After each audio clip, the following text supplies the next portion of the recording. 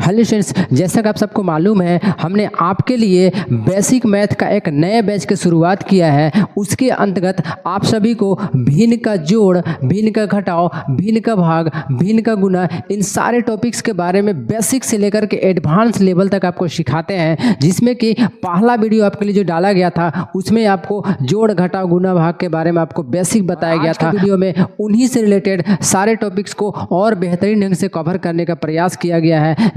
जैसा आप देख पा रहे हैं भिन्न का, यहाँ पर भिन्न का जोड़, भिन्न का घटाव, गुना, भाग। आज हम लोग 5 टॉपिक्स के बारे में यहाँ पर डिस्कस करने वाले हैं। जिसमें कि भिन्न का देख पा रहे हैं कि भिन्न, जोड़, घटाव, गुना और भाग, इन सब के बारे में आज एक एक करके आपके लिए हम डिस्कस करने वाले हैं। तो चलिए आपको हम सिखाते हैं। जैसे देखिए, आप जैसे कि आप देख पा रहे हैं भिन्न के अंतर्गत आज जो हम आपको पढ़ाने वाले हैं, पहला जो पढ़ाएंगे वो जोड़ पढ़ाएंगे, उसके बाद घटाव, गुना और भाग। आप जैसे यहाँ पर देख पा रहे होंगे स्क्रीन में जैसा दिखाई पड़ रहा है कि भिन्न का जोड़ किस प्रकार का होता है। जैसे 1/2 + 2/3, ये आपके लिए भिन्न का जोड़ का प्रश्न है। उसी प्रकार आप यहाँ पर देख पा रहे होंगे कि घटाव के लिए क्या है। आपके लिए घटाव के अंतर्गत आपके लिए 5/2 - 2/3। देखिए ये आपके लिए घटाव वाले प्रश्न है। और यहाँ पर आप जैसे देख पा रहे हैं गुना में किस प्रकार के प्रश्न होते हैं, 3/2 × 5/4। और भाग में देखिए किस प्रकार के प्रश्न होते हैं, 7/2 भागा 5/3। ये आपके लिए भिन्न का जोड़, घटाव, गुना और भाग के ये एग्जाम्पल है कि किस प्रकार के ये प्रश्न होते हैं। चलिए इन सभी प्रश्न को आज हम आपको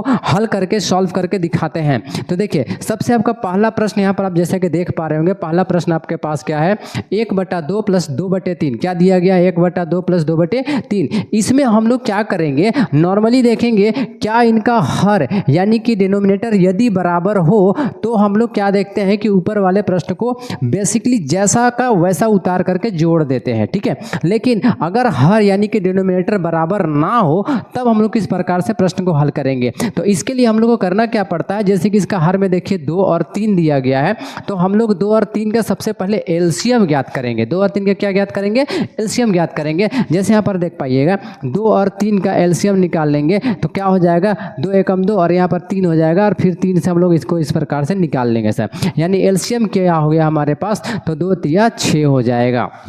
ठीक है, जब एलसीएम 6 आया है तब इस प्रश्न को हम लोग कैसे हल करेंगे, एक लाइन ऐसे आप खींच लेना है ऐसे, और यहाँ पर नीचे आपको क्या लिख लेना है, 6 लिख लेना है। ठीक है, और 6 लिखने के बाद आपको क्या ध्यान देना है कि आप सबसे पहले किनका एलसीएम निकाले, वो देखिए आप निकाले हैं 2 का और निकाले हैं 3 का। इसलिए आपको 2 से आपको काटना है 6 को, तो कितना बार में कटेगा, 2 जो है सो 6 आपके